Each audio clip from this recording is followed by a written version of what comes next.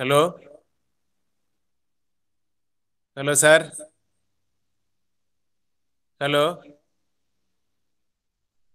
Yes, you are audible. Yes, tell me. Okay, sir. We are ready, sir. Ready? Yes. Okay, sir. So, shall I begin? Wait a minute, sir. I will introduce after that to handle Okay. the hand over the Okay. session. Yeah, works for me. Yeah.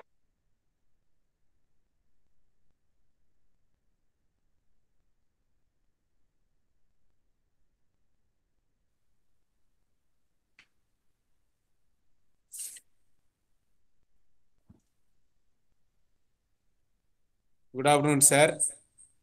Everyone present for the end of the second day, session 6.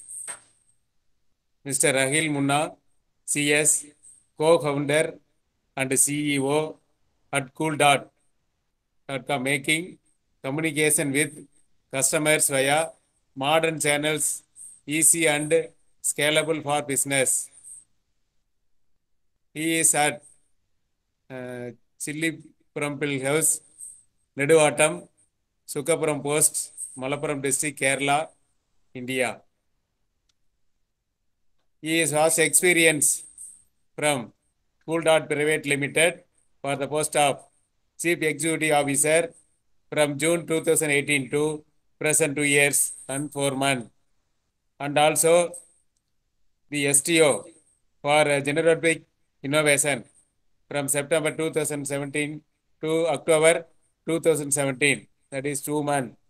And also he is a master trainer for the ECEE, that is Empowering Consumer for Energy Efficiency, organized by Kerala State Electricity Board from August 2015 to January 2016, that is 6 months.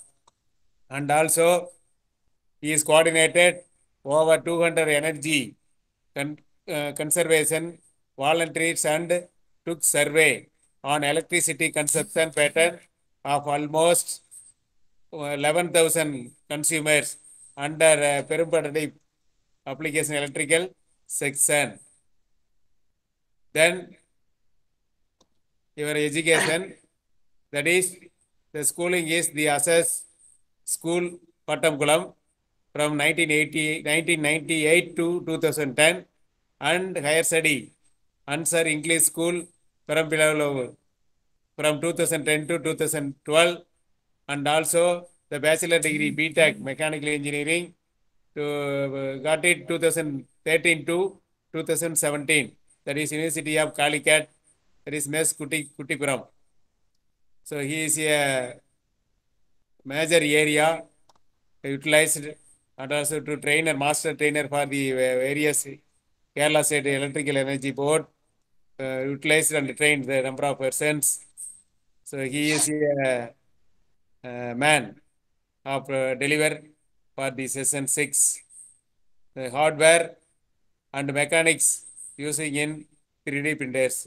Once again, I warm welcome to all and also keynote speaker Adhil Munna CS, co-founder and CEO Cool.com. Thank you, sir. Now it's to hand over the session. Adhil Munna CS, sir. Thank you. Thanks. Thank you. Thank you for the introduction. Thank you, sir. I'll jump right into the presentation.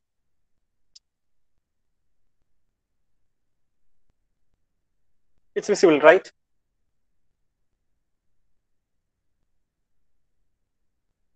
The presentation is visible, right? Okay, sir. Yeah. Okay. So, since you have already introduced, I'm not going into much of a self-introduction. I'll be just a brief introduction of myself. My name is Adil, and I am the CEO and co-founder of Coodot Private Limited. We founded our company in last 2019. Then we used to work on robotics and 3D printing area, but considering the current pandemic situation and stuff, we switched our focus to software. But nevertheless, 3D printing and making stuff is my personal hobby. And yeah, that's it. I'll be switching off my camera now, to save some bandwidth. And yeah, let's begin. Before I begin, if you have any kind of doubt, you can ask in the chat section, or you can unmute yourself and just give a shout out. Then please understand that I'm just a young chap who happens to be knowing a little bit of stuff about 3D printing. So if I'm saying anything wrong, or if I commit any mistake, I hope you will pardon me. And you can point out if I commit any mistake, right? So the information that I'll be sharing, every information is available in public domain. What I did was I collected and coordinated those information in such a way that you will be able to understand it easily. So yeah, let's begin by showing off my couple of projects. These are two robots that I made back in my college days. One is purely mechanical. The other one is a motion mimicking kind of robot. You can call it a robot, but it works on principles of robot, and it mimics our upper body motion. This one was built in 2013 and 2015, and this one was in 2017. And here are some couple of other shots. It is completely controlled by pneumatics and stuff. Yeah, that's it. So let's jump into the hardware part of 3D printers. 3D printers, if we divide 3D printer into major functional parts, we can classify them as mechanical parts, electronic, and software parts. Since we are dealing with the hardware and mechanics of 3D printers, we'll be speaking about mechanics and electronics only, and especially mechanics. Okay. The definition, or let's say that the function of a 3D printer is kind of an additive manufacturing method, right? We fuse a material, or we cure any UV curable resin or something like that, layer by layer, to form a 3D shape, right? In this session, we will be dealing exclusively with FDM model of 3D printers. As you can see, this thing that is moving is called a tooltip. A tooltip is a mechanical part which performs a particular function, like adding or subtracting material. So in case of 3D printers, it is called extruder, nozzle, or in different names, but commonly it is known as nozzle. A nozzle deposits plastic or molten plastic in its path of motion. Hence, we get a layer of material in a 2D plane, and as we move up and up, we get a 3D object. So let's continue by imagining that we are going to build a 3D printer. Okay. So in order to build a 3D printer, we need to know the fundamental principle and fundamental parts required to build a 3D printer, right? So the first and foremost thing is, I talked about the motion of nozzle, right? We can achieve motion of this nozzle in a 2D plane in multiple ways. Okay, such a motion can be called as kinematics. In mechanical field, it is called as kinematics. And this one will be having 3 degrees of freedom. Degrees of freedom means, if you can move in one dimension, it is called 1 degree of freedom. I'm simplifying it. That's not actually the correct definition, but since I guess there will be other people also, like not from mechanical background, so I'll be simplifying it. If you can move an object in one dimension, it has 1 degree of freedom. If it can be moved along a plane in 2 dimensions, it has 2 degrees of freedom. And when it moves up into a 3-dimensional space, it will have 3 degrees of freedom.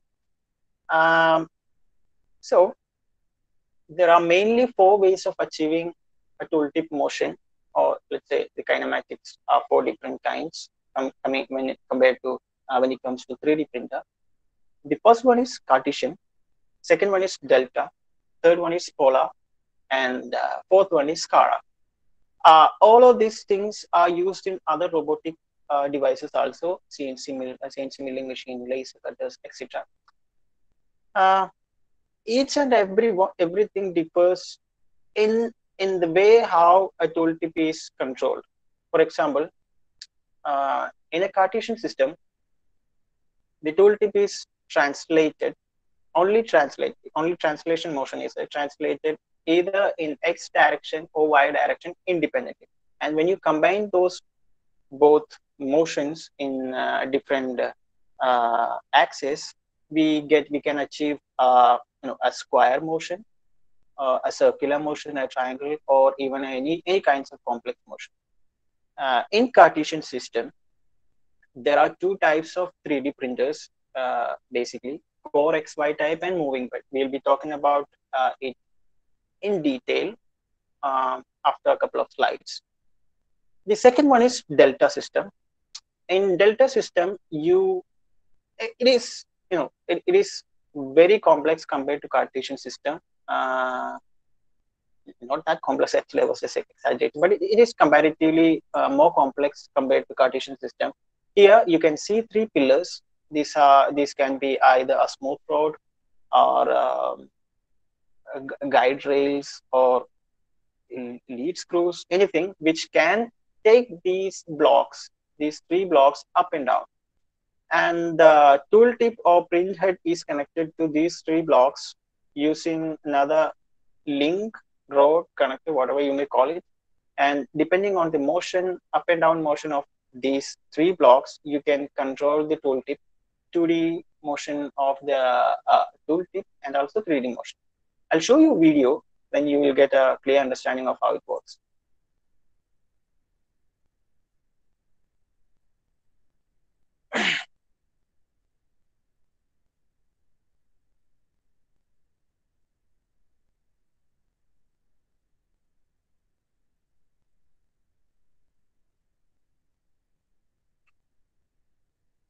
See, here you can see these blocks are moving up and down, and as a result, this tooltip is moving along the 2D plane. It is controlled by a motor and a belt, and the belt pulls or takes the blocks up and down.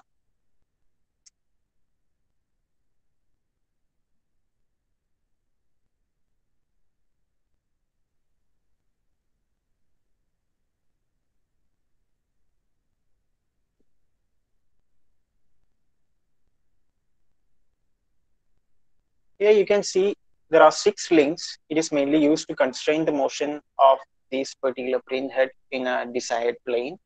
You can see here 2 pivot points are there, one to rotate in this direction and the other one to rotate in this direction. Likewise, it is present at either ends of all 3 blocks of all 6 links.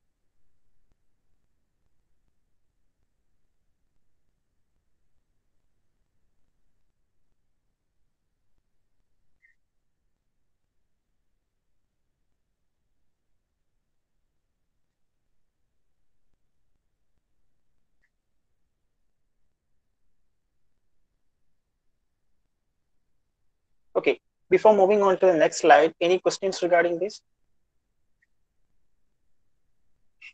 I'll give you 15 seconds to unmute yourself and ask question. Otherwise, I'll move forward to the slide. No, definitely. Right now we are talking about Delta 1, right?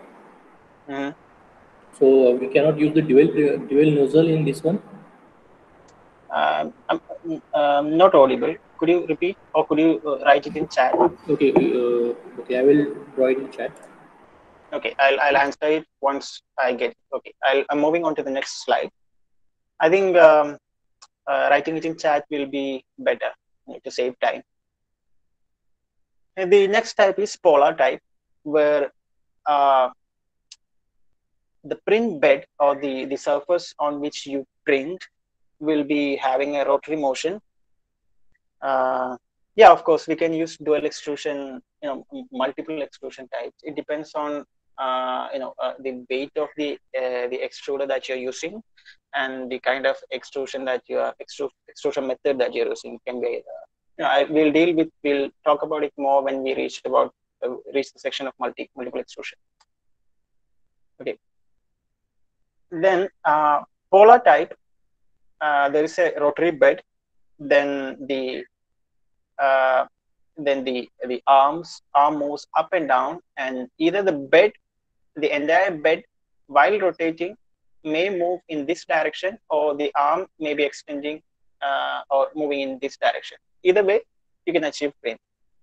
Yeah, print accuracy depends on multiple factors, like how sound your mechanical structure is, how tight your belts are, then how clean your nozzle is, and how good your alkyd or how good your firmware is, how good your electronic circuit is, like drivers, how good your stepper is. Everything, we cannot narrow it down to a specific thing, but generally uh, uh, Delta printers are considered to be faster and usually better print quality. That's what the 3D printing community says. See the next video, it's the Polar 3D printer.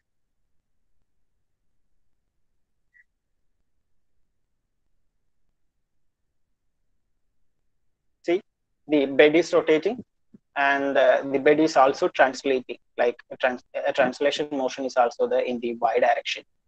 So, in order to calculate this kind of motion, you have to understand, you have to convert you have to use the inverse kinematics principle or inverse kinematic method to find translation from one point and converting it to the radians or angular measurements. It is a bit difficult to calculate, and hence it can we need more processing power or better processor to run these kind of 3D printers. Moving on to the next one, this is Kara type. You may have seen robots with these swinging type of arms. You can see this pivot point, two pivot points are the 1 and 2, where the arms can swing. Either one can rotate within the fixed point, and then the whole arm moves up and down. Similar to Polar, but differences are there. You can see one video and then you will understand.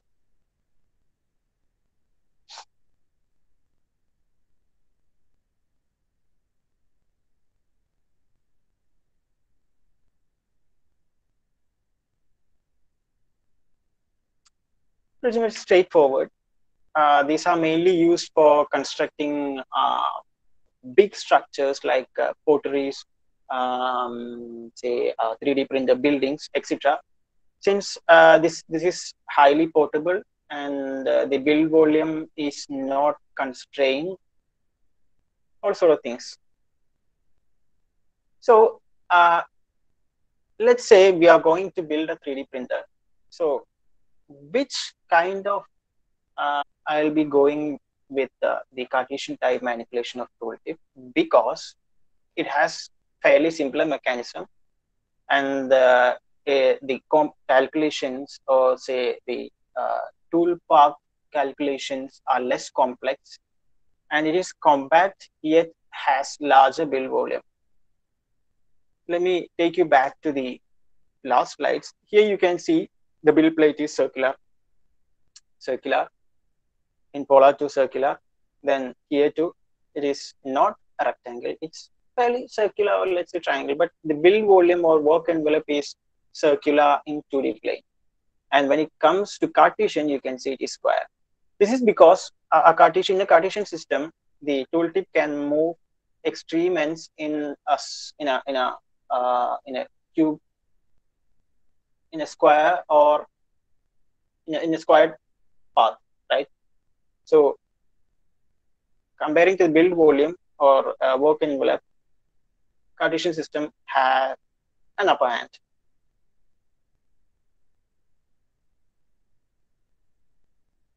Okay.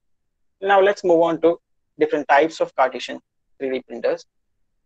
One is Core XY, like we said in the earlier slide. Any questions you can ask, you can chat in the, you can ask in the chat section. I will answer as I see them. So I'm continuing. You can ask, you can type and ask. In Core XY system, the head, print head or gantry is situated up top the frame of a 3D printer. It can move in X direction and Y direction. You can see a build plate here. The build plate can be raised up and down depending on the, the print's status. The motion is controlled by stepper motors, one for Y direction and one for X direction. It is linked completely by belt drive, and depending on the, these two motors work in tandem to control the position of the tool head or say print head. Here is the working of a Core XY printing a model. See, the build plate is moving up using a lead screw, a threaded rod. The print head is moving in X and Y direction. It is stationary in one plane. It is not moving up or down. It is stationary in one plane. It's the build plate that is moving down.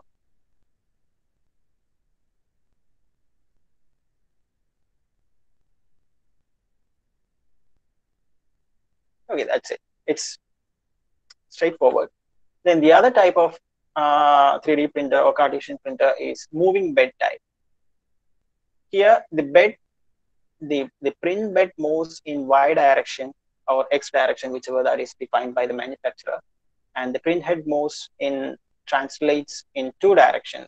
That is, one in X direction, controlled by this motor. Then the print bed moves in Y direction, controlled by this motor right here in the backside, and the whole gantry moves up and down using a motor that is situated behind, right? See, you can see it printing. Here the head whole gantry is moving upward while the build plate is stationary within a plane, but it moves, it translates within the plane, but it doesn't go out of the plane. So that is the difference between a Core XY and a moving bed type. There is another type, it's rising carriage type, or there are other names for it, but I find it racing carriage as the most suitable one. For teaching, anything is suitable, but comparatively, the moving bed types are less costly compared to the other types because it requires less parts for mass manufacturing. Manufacturers like moving bed type, so you will be getting moving bed type pretty low cost compared to the other one. But for the moving bed type, so I use a moving bed type. It works perfectly fine. You can go for moving bed if you like. If you are on a budget. Here, okay.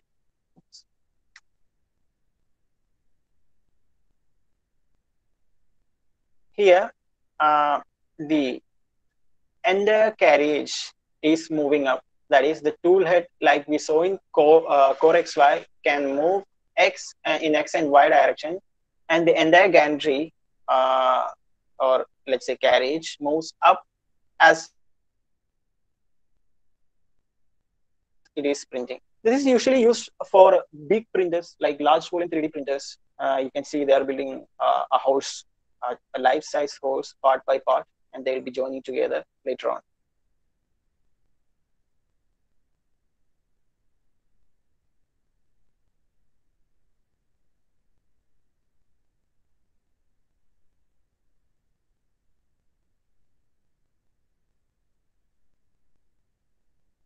Yeah, that's it. For large build volumes, these types of printers can be used. Okay. Now that we have understood there are different types of implementation of, you can go for different types of mechanical motion. Let's say we are going for moving bed type, then the next step, that is, we need to procure parts for building this, right? So what kind of mechanical parts do we need? usually you can build a frame with whatever material that you like, but usually in the market we see three different types of materials or three different types of configurations predominantly. The first one is metal sheet or metal plate type. This one is made of ACP, aluminum composite panel, cut out using a CNC mill or a CNC laser cutter. The other one is used the other one is built by using aluminum extrusion profiles with slotted grooves so that you can attach different things. Then the other one is a combination of both. Right? You know, if you feel that you can bring down the cost, you can mix up different. You can try different types of frames to bring down the cost of the 3D printer. It's up to you, but generally these are the types of frames that we use.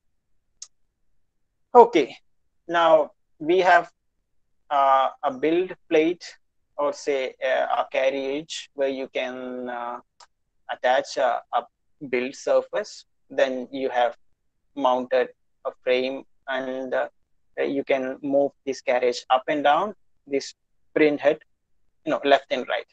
Okay, so when building this, what you have to understand is 3D printing is all about precision, right? Building a mechanical part, the nightmare regarding building a mechanical part is constraining the motion.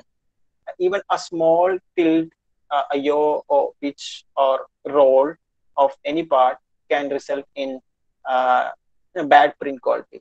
For example, this print bed can swivel in this direction, it can swivel in up and down direction, or like this roll. Same thing is applicable to these things. Like if this side of the carriage moves 1 centimeter upward, this has to move 1 centimeter upward, or else it will be tilted, which is not good for print quality. So we use guides like smooth rods. You can see some shiny metal rods here, and we'll be guiding these carriages along these things. Like smooth rods, we can use linear rail guides. Different names are there, but usually known as linear rails with linear bearings. These are found predominantly in heavy CNC machines, not usually found in 3D printers. These are not, out of the box. It is not found in usual 3D printers. It is, retrofitted or upgraded by enthusiasts. Then the other type is using roller bearings with nylon covering and slotted grooves. These bolts sit in these slotted grooves and move up and down, like to constrain motion. See, here you have this kind of linear bearing where this smooth rod goes inside and it will have, pretty good constraints. Now, to control the motion of this, or to translate the power from motor to the print bed or tool tip, we need some kind of mechanism. We need some kind of thing to carry the energy or carry the motion, right? So we use a GT2 timing belt for that, and a pulley. You can see here these kind of things to let's say carry, let's say to move the parts, to move the print parts.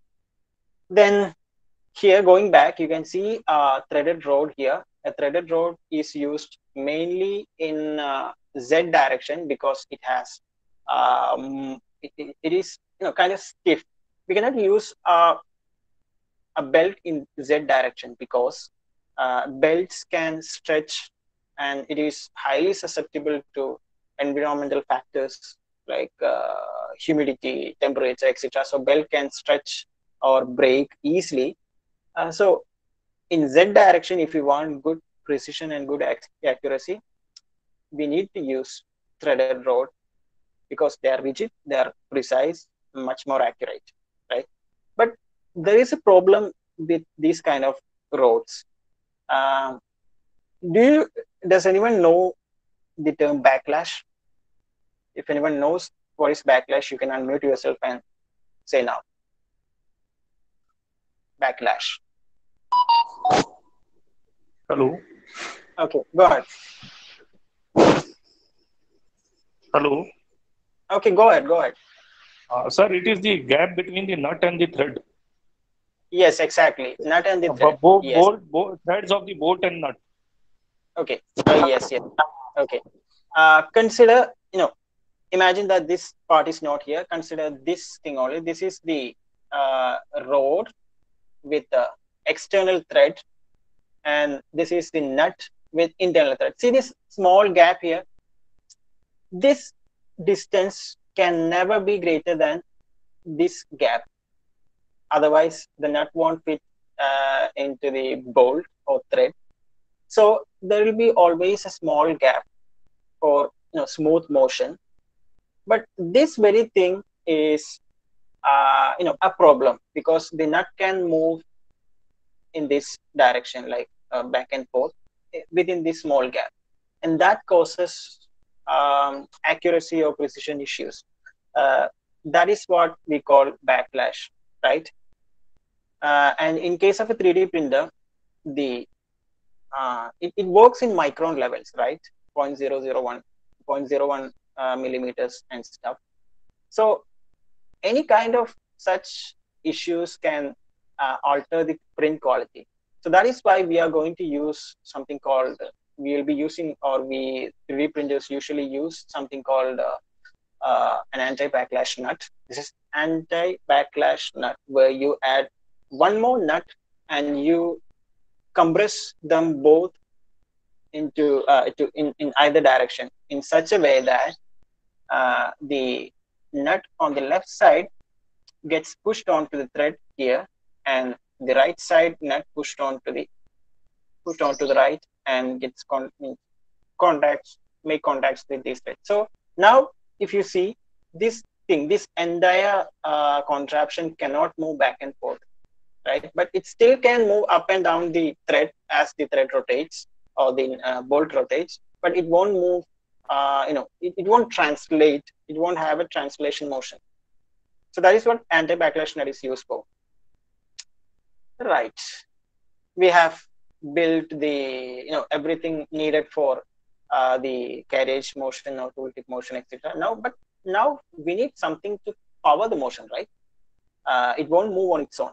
So that's where motors like stepper motor or servos or something, or those things come.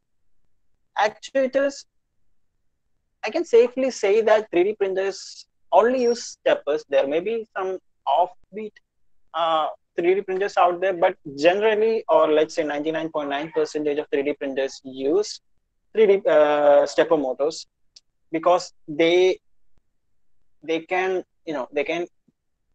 translate the rotational motion precisely, control the rotational motion precisely to control translation motion of another object. Okay. Okay. Now coming to electronic side. Since an electric motor is involved, we definitely need something, electricity or electronic parts to control, right? Then okay, before moving on, do you have any questions? Do you have any doubts till now in the sections that I covered? If you have, I'll wait for a couple of seconds. You don't need to unmute yourself. You can just type and send. I'll wait for a couple of seconds.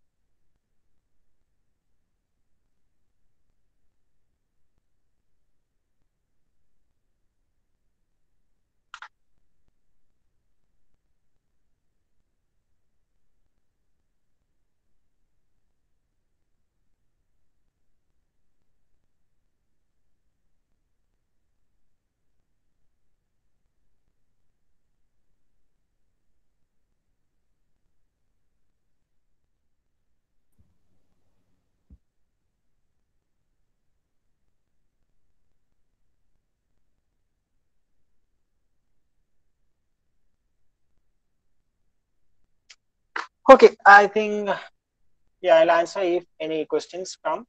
Let me move now. Move on right now. So electronics parts can be broadly classified into four things. One is power supply only, since obviously we need a power supply to control everything electronic. Then you need a control board to control everything, the motion and all the calculations and stuff. Then you need some sort of a human machine interface to control the machine from outside world, right? You cannot simply go and say something to those machines. You need some sort of method to control those machines. Then we need, since there are heating elements, like evidently 3D printing involves fusing of, or let's say melting of plastic. So definitely there is some sort of heating element involved. And since heat is not a very good thing when it comes to electronics, and especially when it comes to domestic usage, it can cause fire hazards and stuff. And since plastics need to be heated precisely, otherwise they won't be either, they either won't be melted enough, or they will be over melted, like they will be charred because of the high heat. So we need some kind of method to control the heat of heating elements. Then see, these parts move right from one end to other. As humans, we can see and say that this thing is going to collide if it reaches very close to this. But as far as machines are concerned, they are pretty dumb. Dumb in the sense they don't know what they're doing. They just execute what we tell them to do. So if they don't know where they are going, the gets blocked, then but still the motor will be moving. It can either damage the couplings, or it can draw over current and destroy the control board, or worse, it can cause fire hazards. So we need some kind of method to tell the machine that, okay, see, this particular part is at this end, you need to stop here, and when it reaches here, this part is at the, you have reached this end, you should not go any further, you should stop. So my question is, how many such sensors are required to say, for the machine to understand, or machine to safely operate to the motion of carriages and tool tips? How many? That's a question you can answer. How many? The least number of sensors required.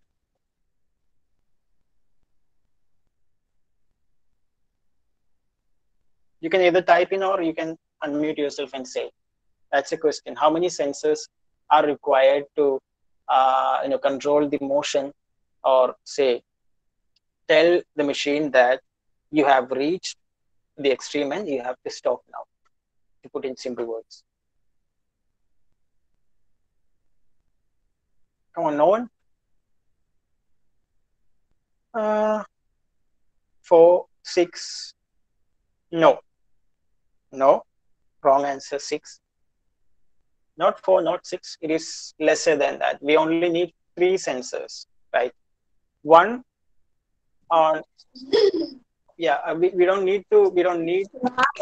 Okay, go ahead. Who is that? Sir, we need to have 3 sensors for controlling, getting the feedback from 3 direction movement. Yes, exactly. We only need 3 ones, because once you you need to only calibrate, or say understand one extreme end, right? If you know that your machine is sitting, the part is sitting here, you already know this distance is fixed, right? Since the stepper motor rotations can be translated to translation motion, or say linear motion, we can calculate how many rotations will it take to reach this location, right? So we can limit the motion within software itself. One for this axis, one for this axis, one for this axis.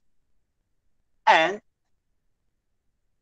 that is the general notion, that is the conventional method of controlling or limiting the motion.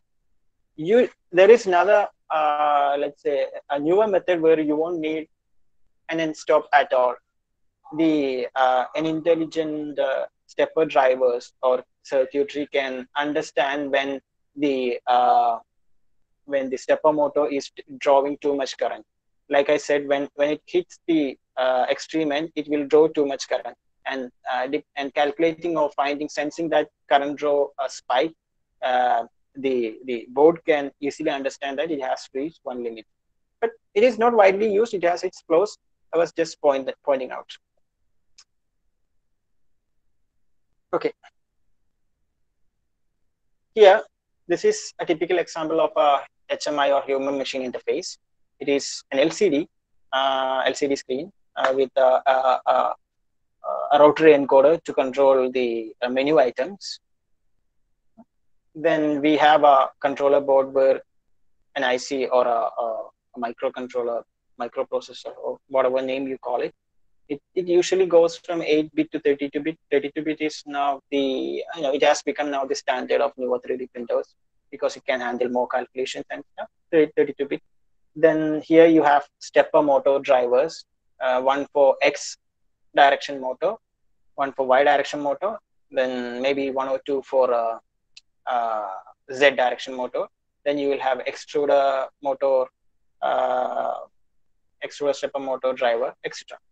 Then you have MOSFETs, or let's say high current driving ICs here to control the heating elements, since usually heating elements require high or draw high current or high power.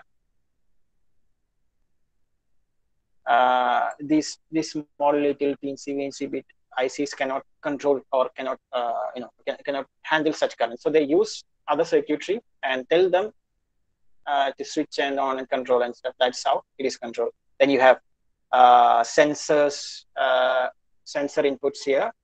Then there is an SD card in which you can put the G code or the programming to print the part.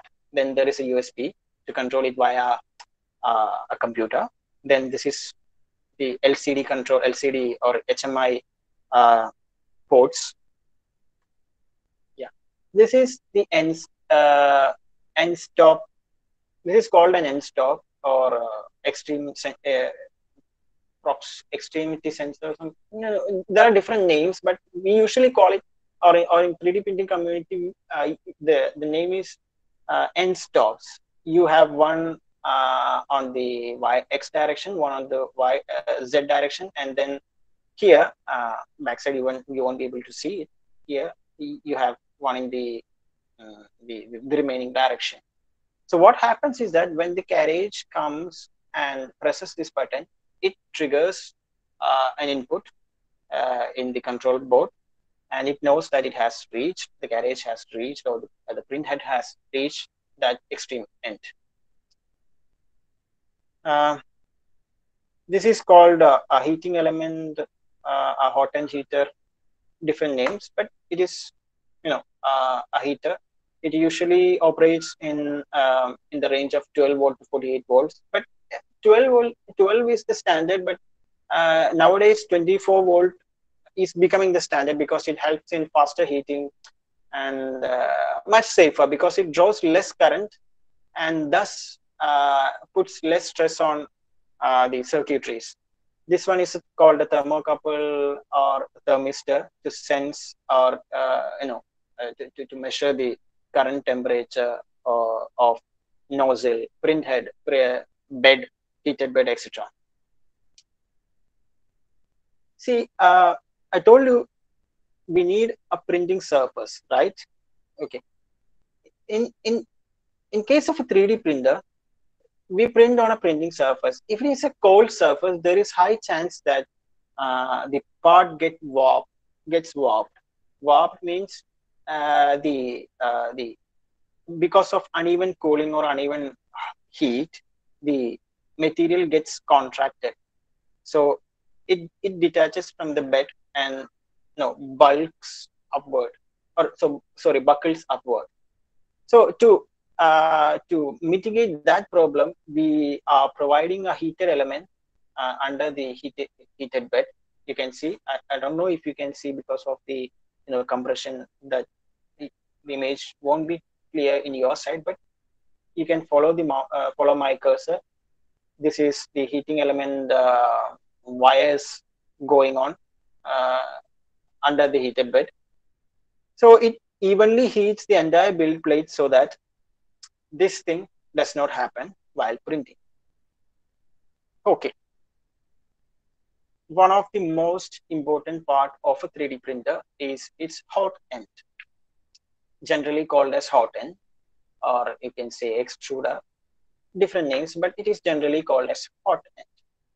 One, we have the, remember this thing, this cylindrical thing, it is inside this heater block, and it is bolted tight so that good contact is made with the heating block or heater block, and that this heats up the nozzle, and when the filament comes in, it melts.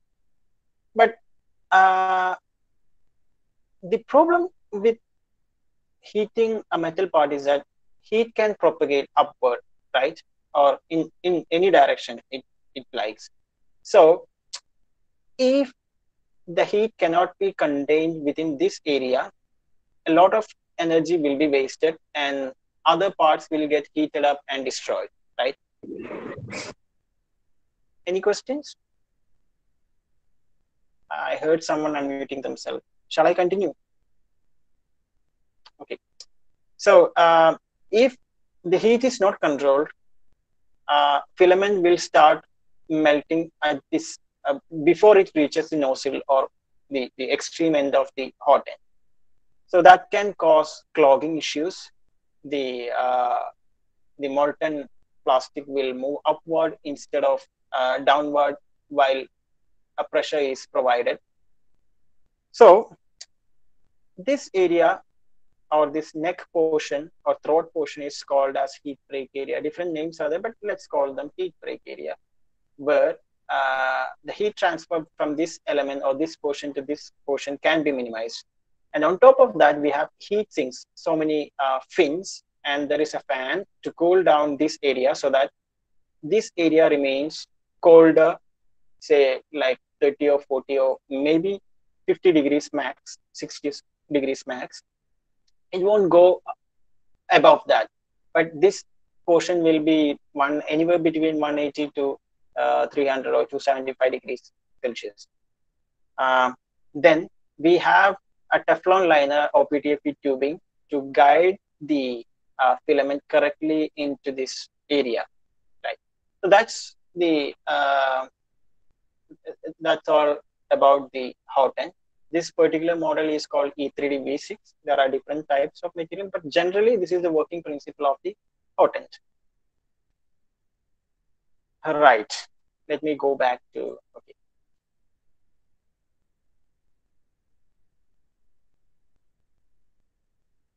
Now that we have fixed, now let's assume that we have installed the hot end and we are ready to, we have wired up everything and we are ready to print. But something else is missing, right? We need something to push the filament inside the nozzle. That's where an extruder comes in. An extruder can be of different configuration. It can be direct drive. By direct drive, it means a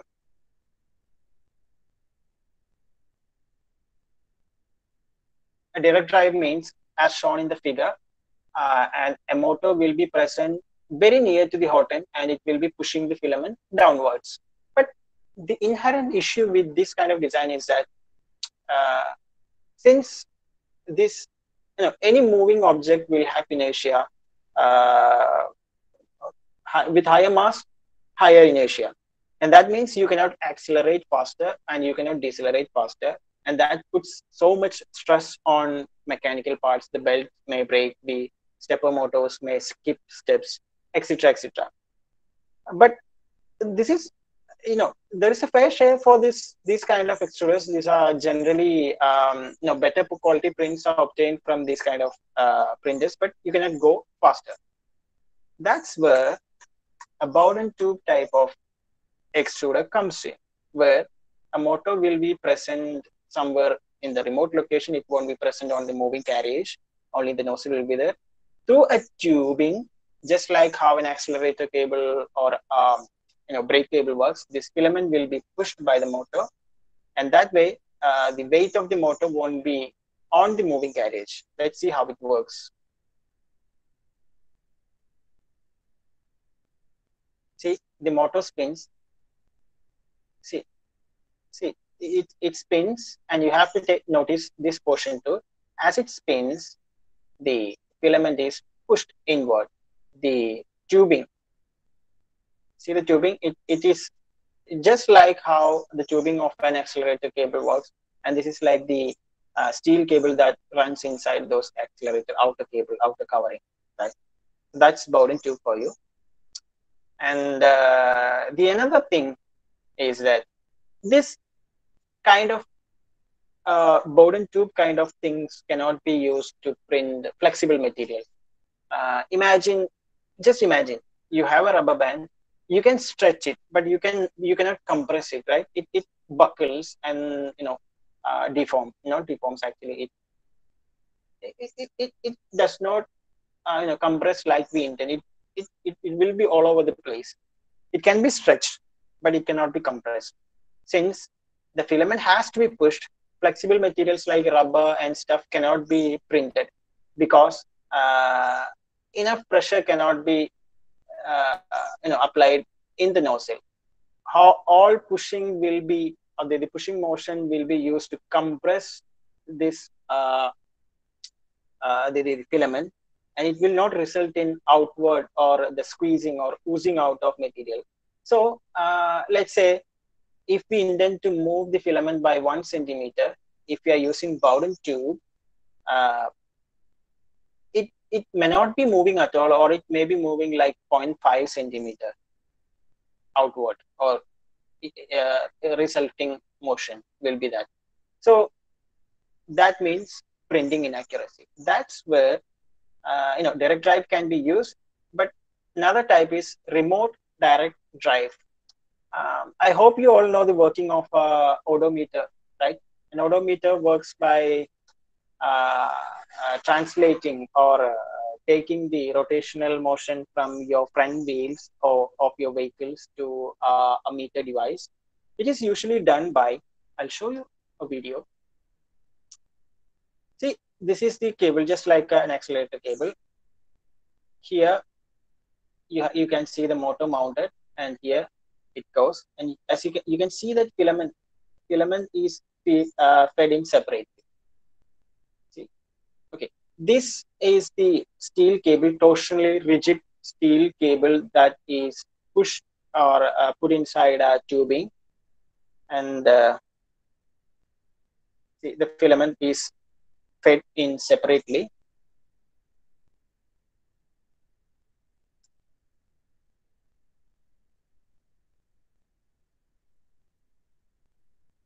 See, this when it is rotated one time here, it will be rotated one time here. See, this is rotating remotely, and that is driving another pinion gear and another tooth gear here inside, which will push the filament inside. So that is how remote extruder works.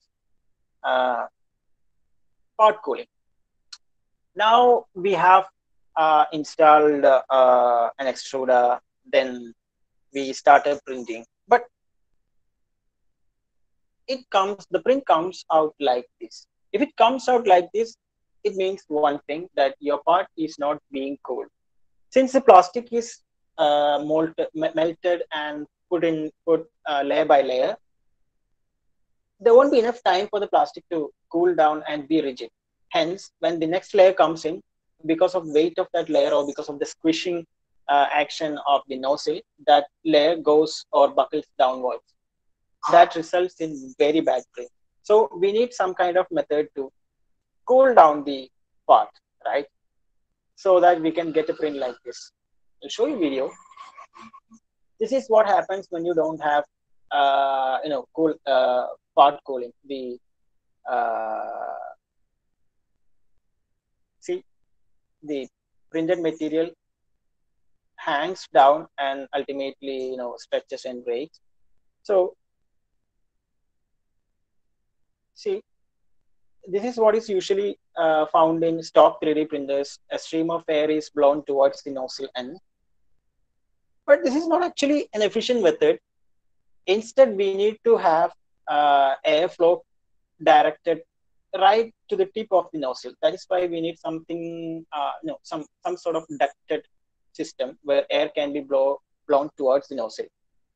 And see what happens once that is done. This is the before, without cooling, without proper cooling. This is what happens when you have proper part cooling, like the material solidifies faster. This is before, and this is after. Print quality is improved. Okay, and this is the visualization, or let's say, no, the air is blown. You can see a small indentation inside in the water. See, right below the nozzle, air is blown, so that part, the molten part, gets cooled down faster. Now we have solved the issue of bad quality prints due to lack of part cooling. The other issue with 3D printing is that how many of you have 3D printed materials? Can I get a yes? Can I get a yes inside the chat if you're listening? How many of you have tried removing a 3D printer part from a 3D printer?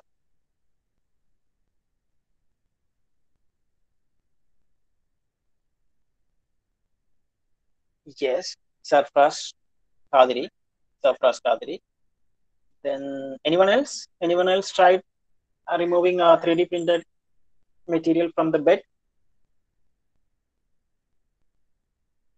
Okay, Sarfraz Qadri, could you unmute yourself, or Sanjeev Datta, whoever is unmuting first, and can you describe how, was it easy or was it difficult? Did you use any tool? Yeah, it usually sticks to the bed. Yeah, did you use any tool or something like that? Like a spatula or like a knife? Yeah.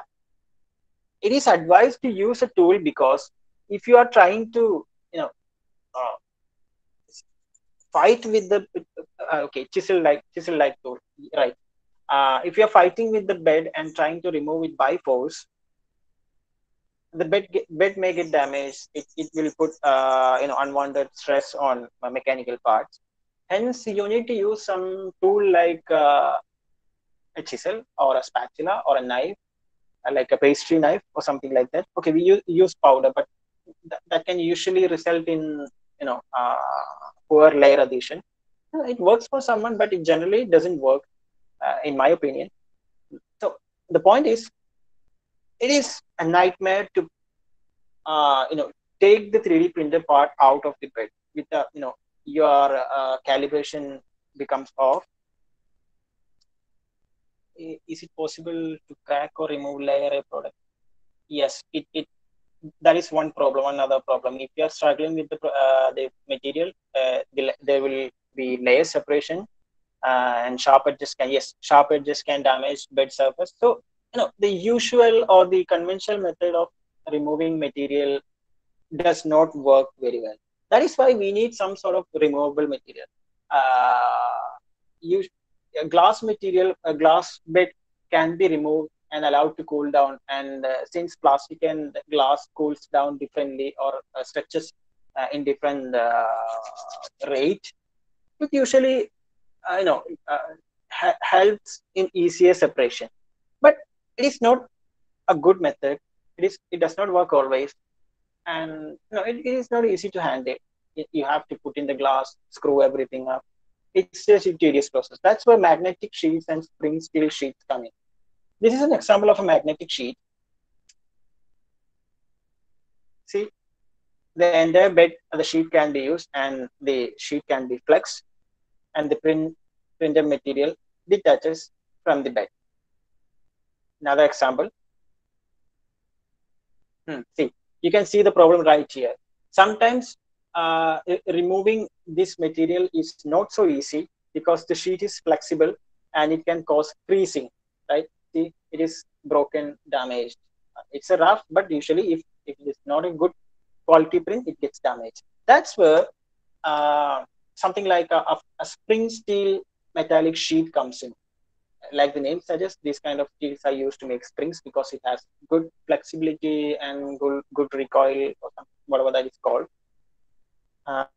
See, it is much easier to remove.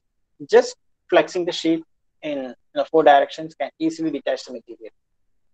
That's the advantage of spring steel removable beds. Okay, so what if you don't want to remove a bed or 3D or print the parts? What if there is, what if there is a way to not attend a 3D printer at all? Like you usually have to, I'll answer the question, Marvel, VS Marvel. I'll answer because okay, I'll answer it and I'll go.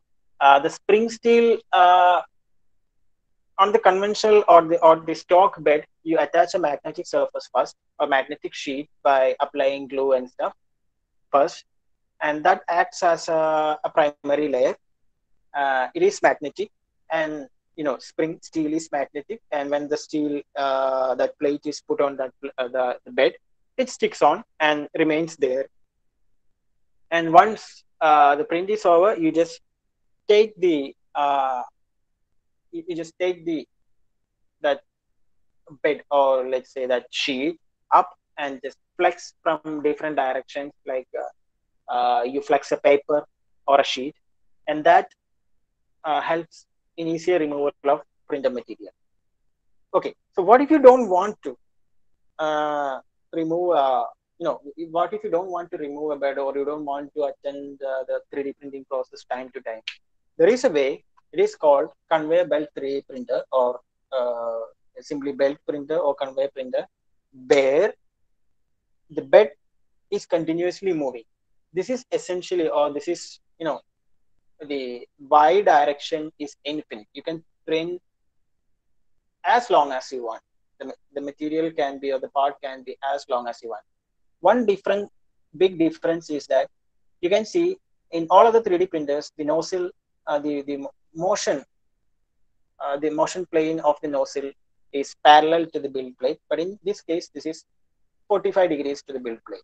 See, it gets easily detached, and now you can see a bigger, much longer part getting printed in one go.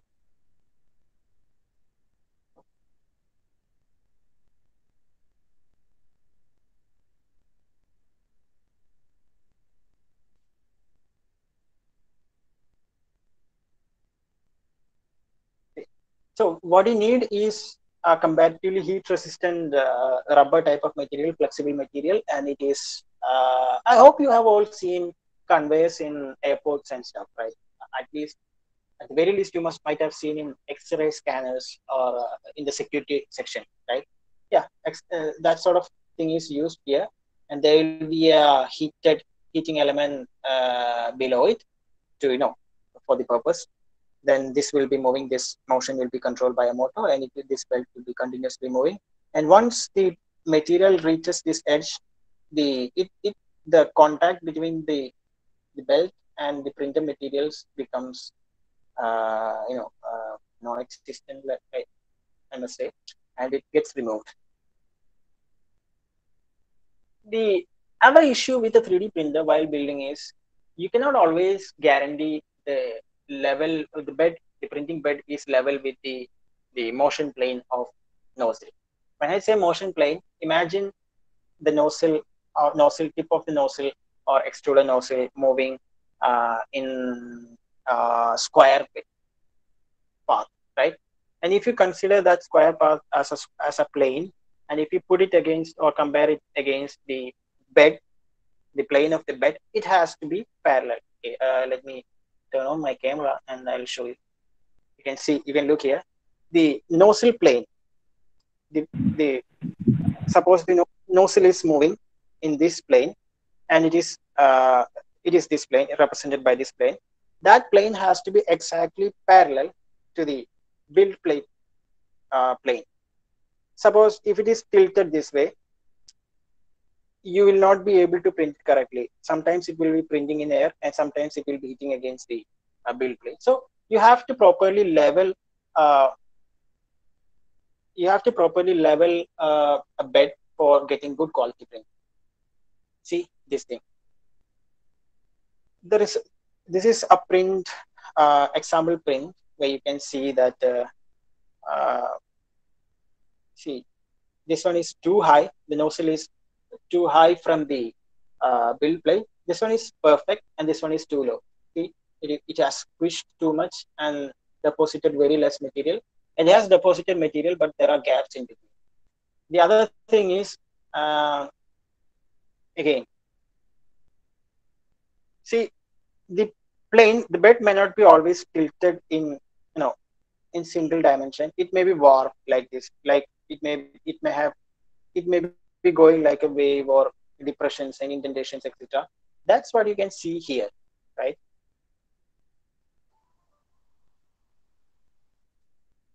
Hello, hello.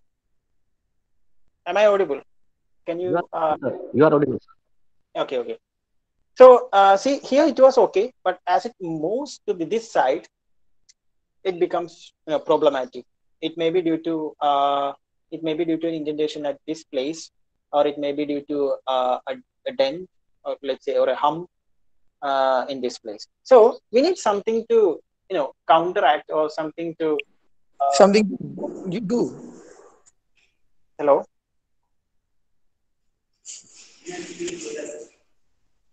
Hello, are you talking to me? Okay. We need something to compensate these kind of errors, right? So how does auto bed leveling work?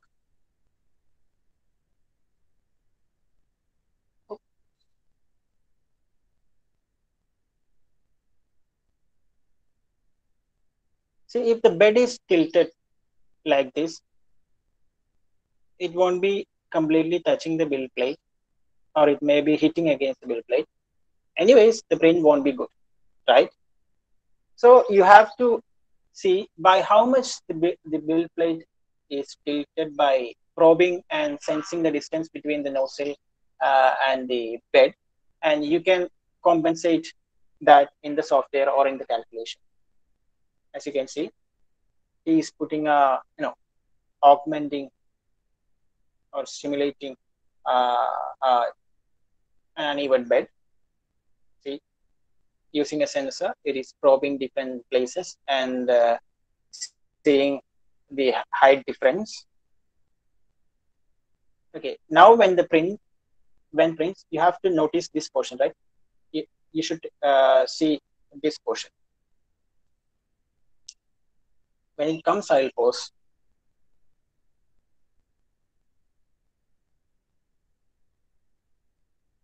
Okay, take a good look at this thing as it moves. In 3D printing, you don't need to continuously move the Z direction lead screw or Z actuator, because you are printing in one plane, right? You are not jumping around in planes, different planes. So only when one plane printing is over, you move to another plane. So only then you need to operate this motor. See, to compensate the height difference, it is actually continuously moving the nozzle up and down, or moving the carriage up and down. See, this usually doesn't happen if auto bed leveling is not present. See, as it moves, you can see once again, I guess. As it moves, you can see a tilt here. The nozzle moves up, and when it comes here, it moves down. See, okay, that's it. See, it moves. So that is how auto bed leveling works, right? But like every other things, you have different methods of implementing an auto bed leveling. There are three main different types of bed leveling methods. One is inductive method, one is by contact, the other one is by strain. I think I should speed up now. This one is inductive method, where an induction sensor is used, or inductive sensor, whatever that is called, is used, and it probes different places. There are magnets embedded in the sheet, or usually magnets are not needed actually. It can sense metals also, but for better accuracy, we embed or let's say this particular company, Prusha, embeds. See, okay, see the warp bed. It calculates a mesh and creates a compensation algorithm or compensation calculation accordingly. And see, it moves along that contour or surface. So you get a perfect print no matter what the situation or what the bed is like.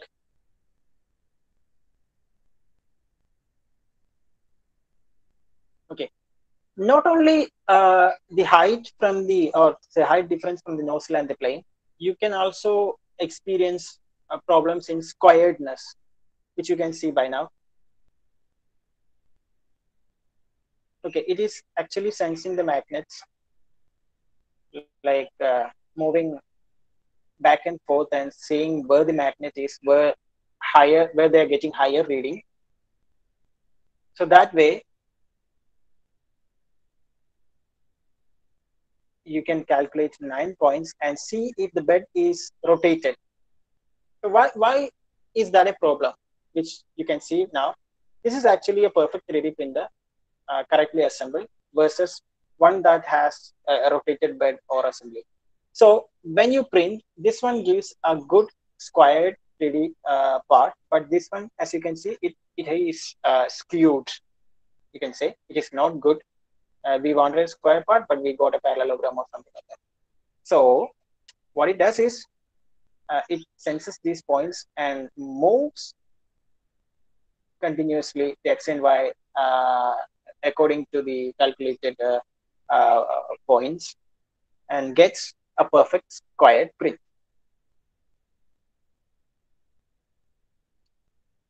Okay. This one is contact type. The other one was non-contact type. It doesn't touch the build plate at all, but here it touches the build plate.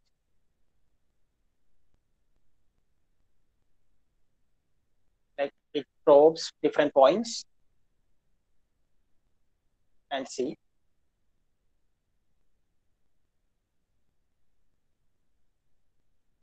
Likewise, it goes on probing. Usually it is 9, but there are people who do it up to 16, 32. It depends. But the more number of points you are using to calibrate, the more time it will take.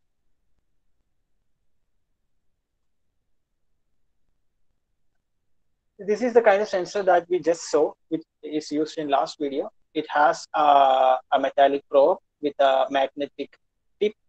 You can see white color. And then there is a coil, an electromagnetic coil. Here is a Hall effect sensor or magnetic sensor, like generally called, but it is a Hall effect sensor. When this probe is pushed upward, it is barely in the field of this electromagnet to catch, for the electromagnet to catch this this metallic part or magnetic part. But as it moves past this threshold point, the electromagnet pulls the metal part or the probe completely inside, and on the way it triggers this Hall effect sensor. That's how it knows it is this it has touched the build plate. Yeah, that's it. And the other type is strain gauge type. Here you can see the kind of strain gauges that we use in digital weighing machines. It is used here, and it is mounted on a flexible bar of metal. And when it touches the build plate, it pushes the nozzle upward, creating a strain and thus triggering. You can see here, it moves upward and it triggers, right? I think it is understood. We are already at 3:15. We have some more topics to cover. Hello, sir. Ah, okay. Tell me. How exactly that material comes out of nozzle? Means by which pressure that material gets out from the nozzle? Because that is get melted, no, in the nozzle. I didn't get you. Could you repeat the question? Sir, when that material flows from the nozzle, by which force that flows? Are you talking about the oozing of material, like an actual deposition of material, or are you talking about this kind of bed leveling? No, material. How material flows from nozzle for printing purpose? Yeah, I have to speed up. It is already 3:15. I have to complete. Okay. Okay. See, when the material is pushed, in this part, you have a molten, collection of molten plastic. And when the filament is further pushed here up to this part, the filament will be solid, let's say solid, and it transitions from solid to liquid up to this. And when it is further pushed, it creates a pressure, a positive pressure here, and there is a negative pressure, or let's say a lower pressure at outside. So as a result, the molten material oozes out. Am I clear? Then, sir, that push is required. So, from where did that push is getting? I'm not. Okay. That push is done by these kind of extruders. See. Okay, sir. Okay.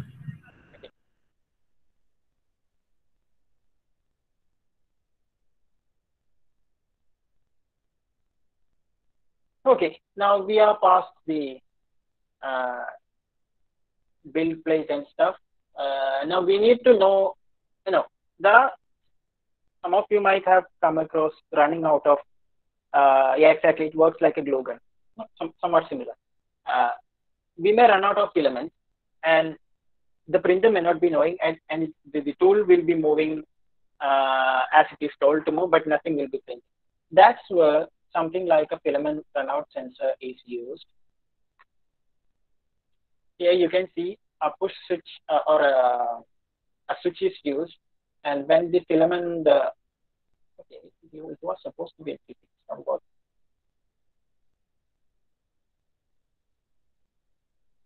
Let me see if it works here.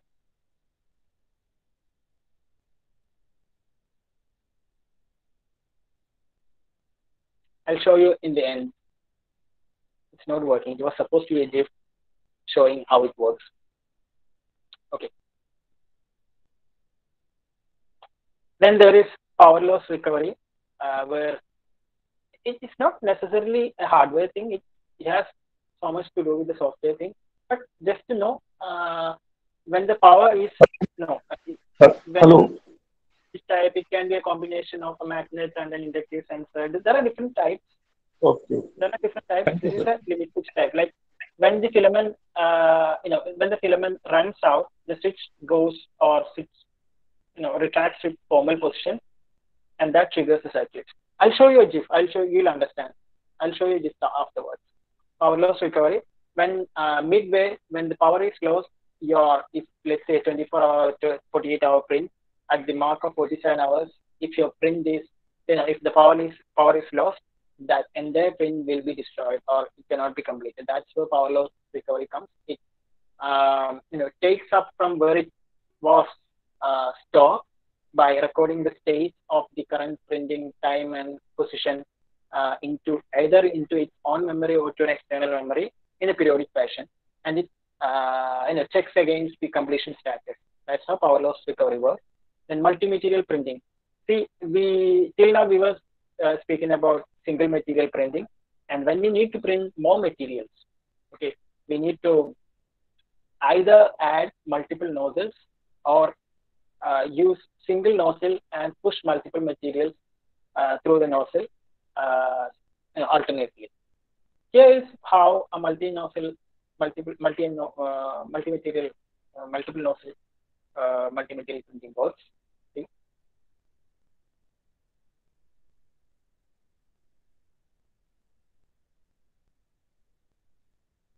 Okay. We have a filament selector type of multi-material extruder and a filament joiner type of multi-material extruder. In filament selector type, you can feed in multiple different colors of materials or PLA filaments. A mechanism is used to select which filament goes into the main extruder. See, different colors. There are different gears here, different motors. This is the selector arm, and this one is the roller bearing. As it rotates, this roller bearing pushes against corresponding color. And right now it is not pushing against anything. When it pushes on the yellow one, that yellow one gets pushed to the filament tube. See the multi-material selector arm is moving into the corresponding position, and it selects. Pardon me, I'm moving a bit fast. It's already 3:20. I need to complete, I guess. Okay, so see the problem with this kind of 3D printer is that you have to purge. You get a purge block or waste material. Where say if you're printing with blue material and you change with the gray material, then still you will get a transition from a gradual transition from blue to gray. So it's not actually desirable. So we get a lot of waste materials here. See the gradual transition from white. This is a purge block. This is called a purge block. See gradual transition. Like so that is why we need something like a filament joiner where you get very less waste material by obviously joining different types of filaments using a special tool so that you get absolutely very less amount of waste.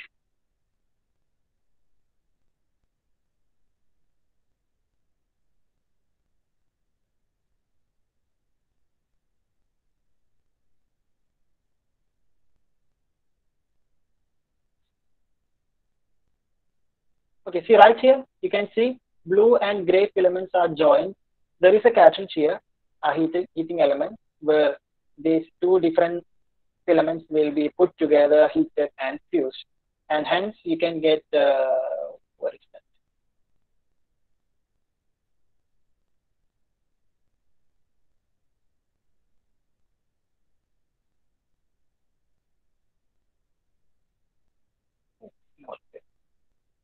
Okay.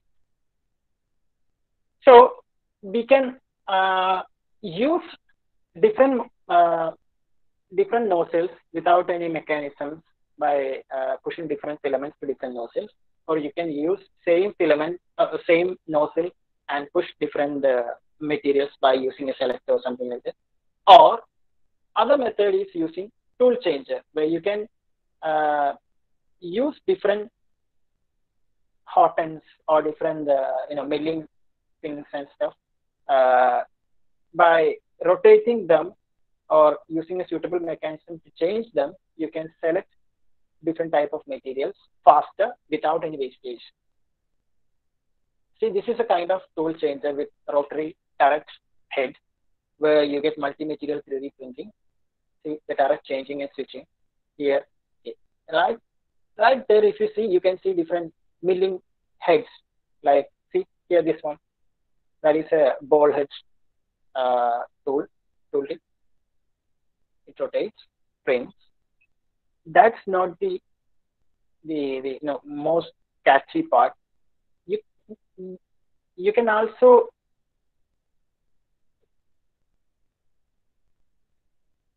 okay.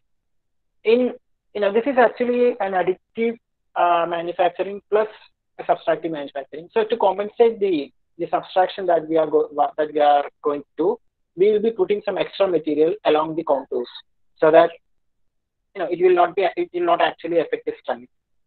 That's the compensation that we have to do in these kind of operations. I hope I have answered your question. Type tool changer,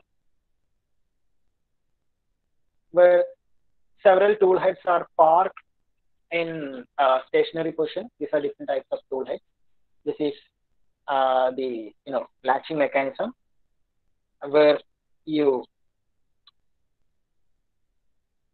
see.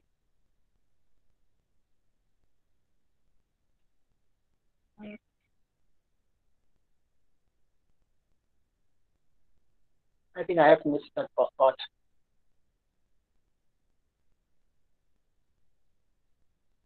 Okay, here it is. See, this is the latching mechanism and stuff. And the head moves on to these places.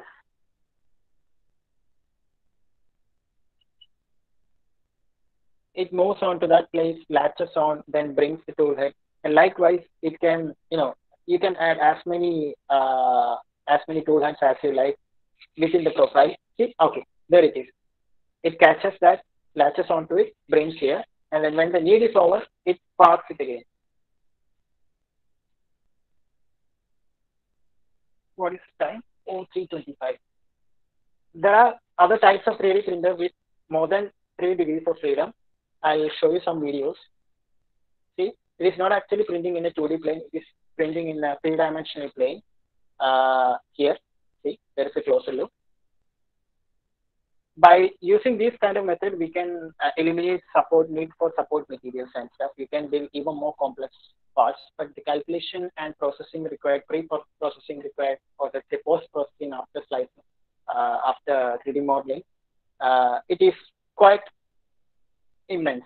There's another type where the bed is moving in different directions, or bed swivels in different directions.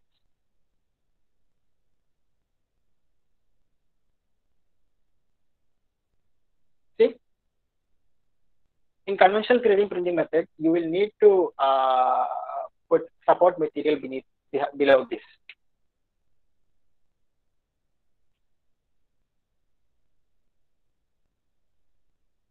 That is another type, and the last type is just another method. It's a 5 degree. The other ones are 6-axis 3D printing. This one is 5-axis.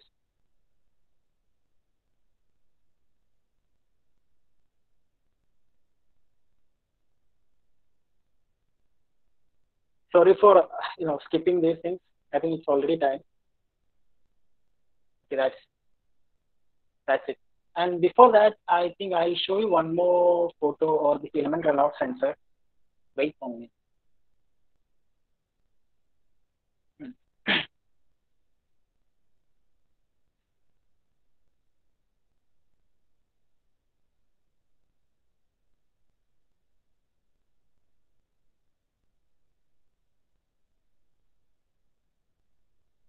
Yeah, if you have any question, you can unmute yourself and ask.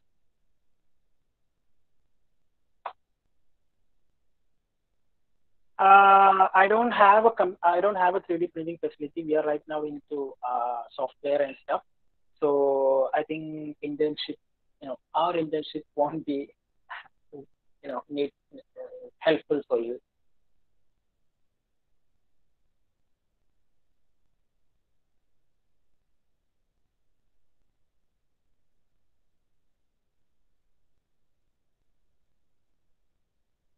Yeah, this is the filament runoff sensor. You can see the switch goes down, and that's it. It senses. Right. I think I should leave now. I have a demo. I would like to take the questions, but I have a product demo at 3:30, and my co-founders are going to kill me if I don't attend it. I'll share the link now.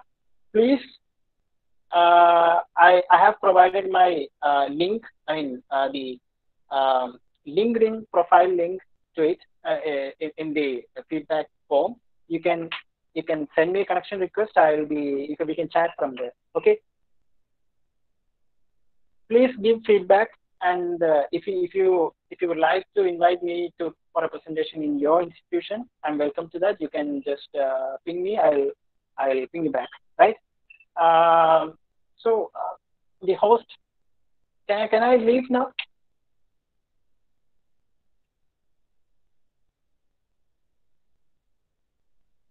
What was his name? Rajamani sir. I think his name is Rajamani sir. Sir, can I leave now?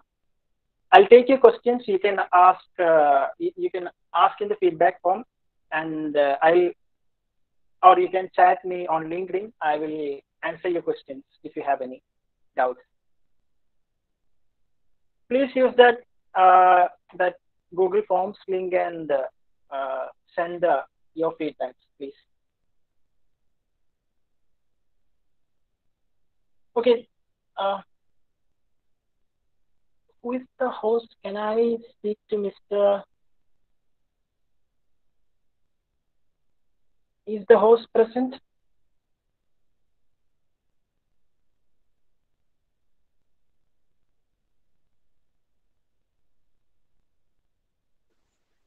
Hello.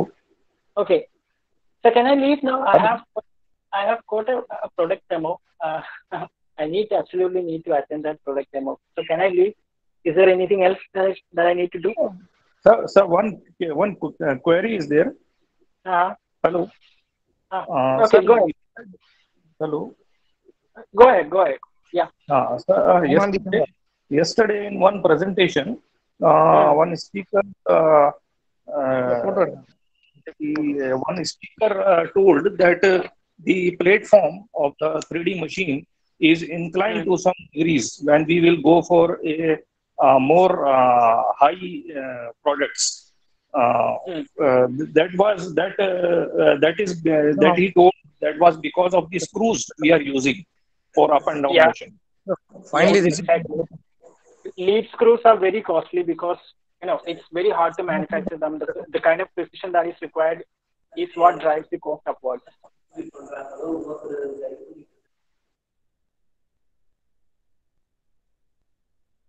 You told it right. It is costly. That thing is costly.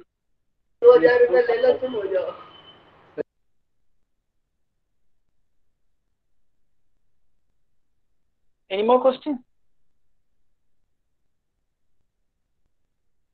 Hello? sir, no, sir, no question, sir. Okay. So I'm sorry for, I would love to speak more, like 10, 15 or 20 minutes are taking your questions, but I have to go now. I have a product demo, so that's it. Thank you all for attending. Please leave a feedback using the form link that I've given you, and you can contact me via LinkedIn. You send me a connection request and just mention that you attended this session, and I'll accept your request. And if you have any questions, you can ask me in the DM. Okay. Thank you all. Thank you all for patiently attending. Thank you.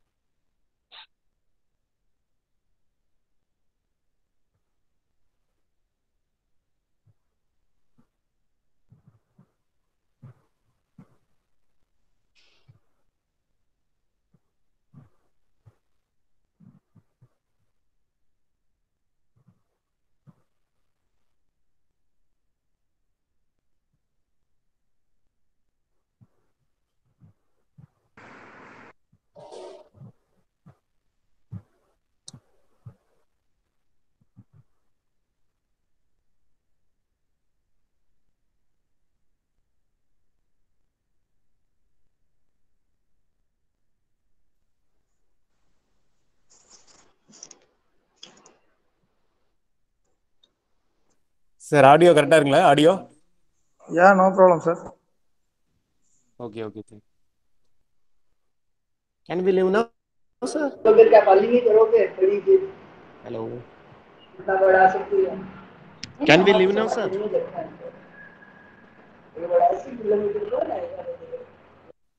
Hello? Hello, participant, hello? Yeah. Wait a minute, sir. Okay.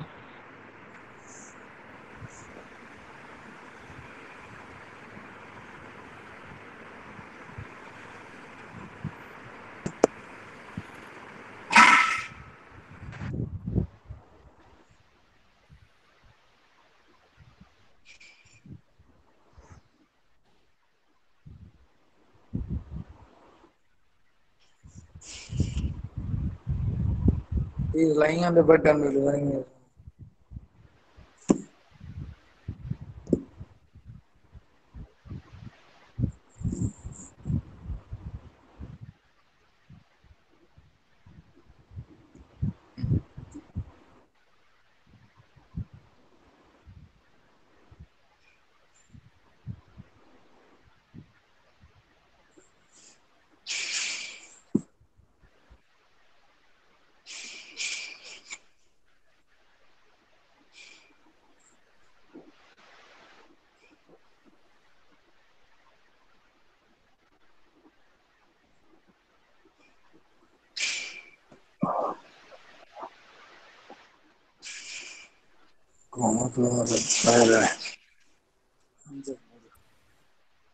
Dear keynote speaker, Agil Munna sir, is a valuable speech for the today's session.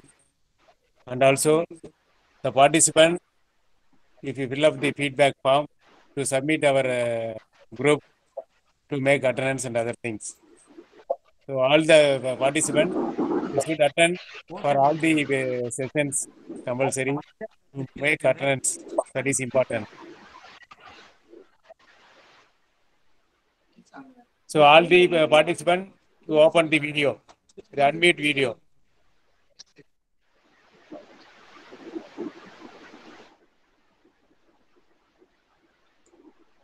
To take photo and other thing.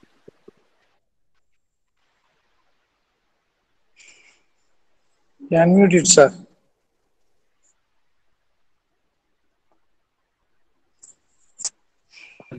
Thank you, sir. Thank you.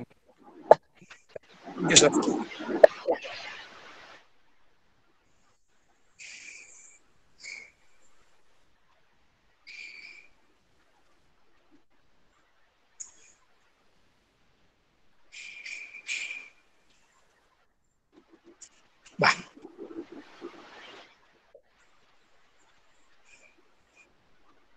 Wait a minute to send it a feedback link, sir. Okay. Okay, sir. Okay, sir. Thank you. Okay, sir. Okay, sir. Thank you.